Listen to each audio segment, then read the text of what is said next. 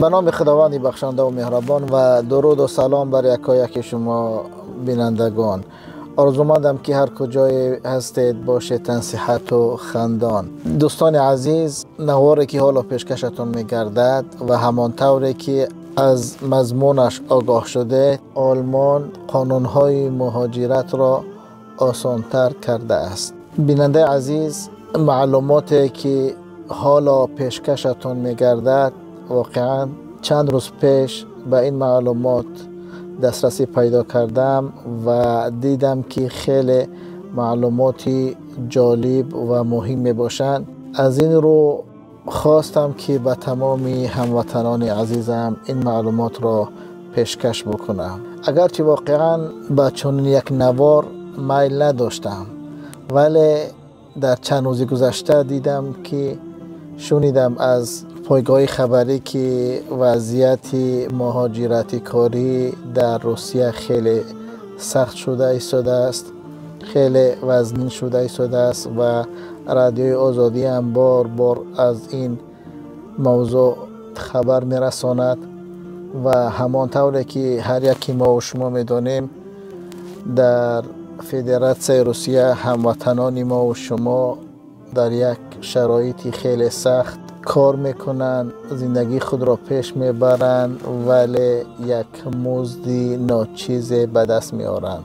از این رو لازم دانستم که این معلومات را به هموطنان عزیزم پیشکش بکنم. خدا کند که باعث یاری و یا کمکی یکی از هموطنان عزیز ما و شما شود. بیننده عزیز، شاید شما رغبت و میل آمدن به آلمان را نداشته باشید، ولی شاید برادر شما، دوست شما و یا برادر دوست شما و یا یکی از پیوندان شما و گذشته از همه یکی از هموطنان ما و شما که شما آن را میشناسید میل و رغبت آمدن به آلمان را دارد ولی این معلومات را ندارد و یا نمیداند. از این رو بخیل نباشیم نسبت یک هموطن عزیزمون، این معلومات را به آنها برسانید یا پیشکش بکنید و یا اگر این را هم که نمی کنید یک لایک هم بگذارید تا که به یک هموطنی ما و شما در هر کجایی که باشد ما آن را میشناسیم یا نمیشناسیم این معلومات به آنها برسد. یک خدمت برای خدا و برای هموطن عزیزمون بکنیم. از این رو البته لایک گذاشتنتان این امر نیست بلکه خواهش است. اگر بگذارید این بزرگی شما را نشان میدهد که تا کجا شما برای یک هموطن خود دستیاری دراز میکنید. دوستان عزیز، کشور آلمان در ماه‌های گذشته نسبت قانون‌های مهاجرت خود را بازبینی کرده، در آنها تغییر و علاوه‌های وارد کرده است که شرط‌هایی که سابق داشت آنها را خیلی آسان کرده است و واقعا بعد از دسترسی این معلومات دیدم، خواندم و به خلاصه آمدم که این یک برای شخصانی که میخواهند به آلمان برای کار و بار و زندگی هجرت بکنن فرصتی طلایی می باشد. از این رو دوستان عزیز به نوار خوب دقت بدهید. شاید که هنر شما یا مهارت شما یا کسبه شما و یا دانش شما در آلمان نیاز است و شما می توانید با راه آسانی وارد خاک این کشور شوید و سرگرمی کاری بهتر و درآمدی بیشتر و زندگی خوب داشته باشید. البته ناگفته نماند که در ماه‌های گذشته حکومت آلمان نسبت به مهاجرت غیر رسمی خیلی سختگیری کرده. کسانی که از طریق غیر رسمی وارد خاک این کشور می شوند با آنها سختگیری می کند و باز پس آنها را به کشورشان برمیگرداند و همین طور مرزهای خود را خیلی سخت کرده است و گذشته از این که تصمیم گرفتند که قسمتی از آن مهاجرهایی که غیر رسمی وارد خاک آلمان می شوند آنها را یک قسمتشان به آفریقا برند و قسمت دیگرشان را به کشورهای شرق اروپا در آنجا در مولداوا یا اینکه جورجیا آنجا جای به جای بکنند. از این رو دوستان عزیز، همانطوری که گفتم این یک فرصت طلایی است برای بیشتری هموطنان ما و شما یا جوانان ما و شما. یک فرصت طلایی است، میتونن از این فرصت استفاده برند. دوستان عزیز، همیشه از فرصت و شانس هایی که در اختیار دارید استفاده برید، پشیمان نمیشوید. دوستان عزیز، همانطوری که گفتیم، ولی از دیگر جانب کشور آلمان برای شخصانی که میخواهند از طریق رسمی وارد خاک این کشور شوند دروازه های خود را باز کرده است. البته در نوبت اول به شخصانی دارای دانش عالی دارند، مهارت دارند، هنر دارند، کسبه دارند، برای اینها امتیازی بیشتر قائل است.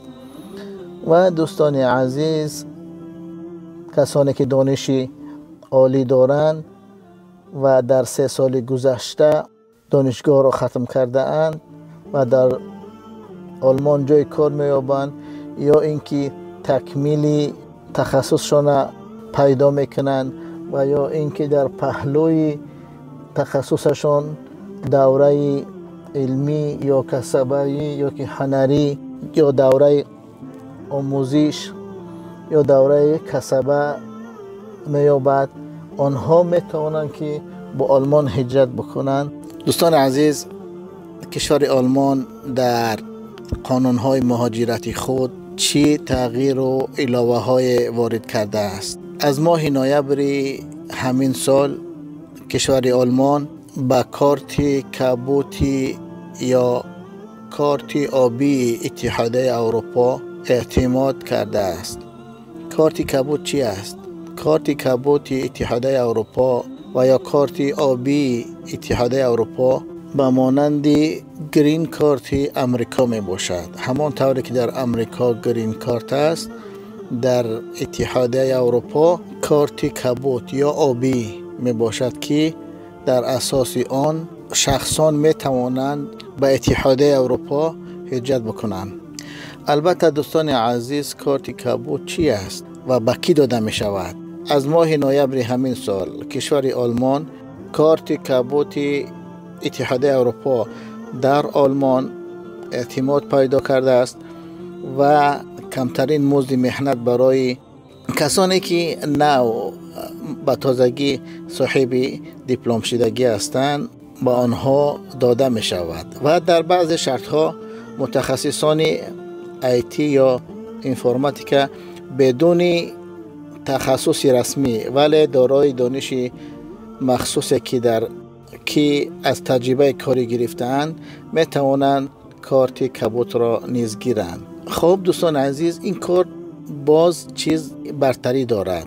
کسانی که صاحب این کارت شدن و جای کار پیدا کردن می توانند در آینده عائله های خود را با خود بیارند و نه تنها زن و فرزند بلکه می توانند پدر و مادر خود را نیز همراه بیارند.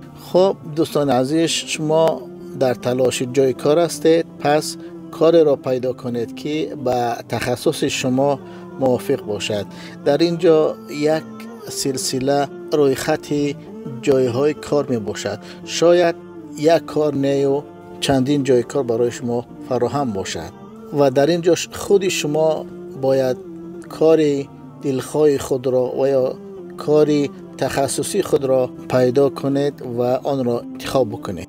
اصلاحات قانون درباره مهاجرت با مهارت، سند مهاجرت با مهارت حکومت فدرالی برای کارگران بلند اختصاص دورنمای جالب فراهم آورده است و این چنین شخصانی دارای تجربه عملی کسبی مساعدت میکند.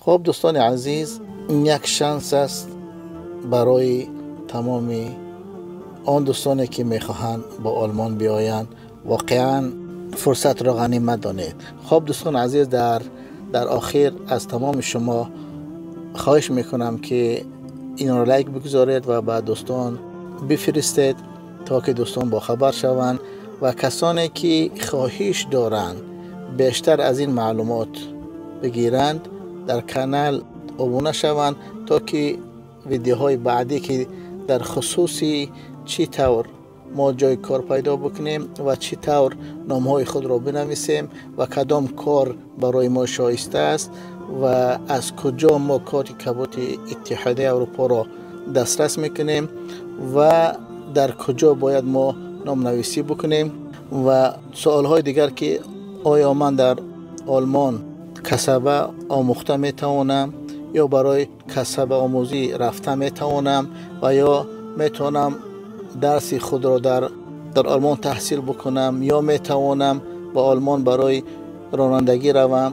اینها سوالایی هستند که اگر چون یک سوال در ذهنتان آمد میتوانید در کامنت را بنویسین و پاسختان میگیرین و نوار بعدی به خود راهنمایی همون سایتی است که هر یک انسانی که میخواهد به آلمان بیاید باید در آن سایت خودش درآید و جای کار را خودش انتخاب بکند که کدام کار برای وی مناسب است و معلومات بیشتر در این باره در نوار بعدی است که هر کدامی که میخواهد اگر به آلمان بیاید ابونه شوید و زنگوله را پخش بکنید تا اینکه نوار بعدی که در خصوصی چگونه باید من نام نویس شوم و کدام کار برای من موافق است و کدام شرط ها را باید من پورا بکنم در این خصوص است. اگر شما میخواهید که نوار بعدی برایتان سری وقت برسد همان زنگوله را پخش بکنید. این امر نیست دوستان عزیز، این خواهش است و خواهشی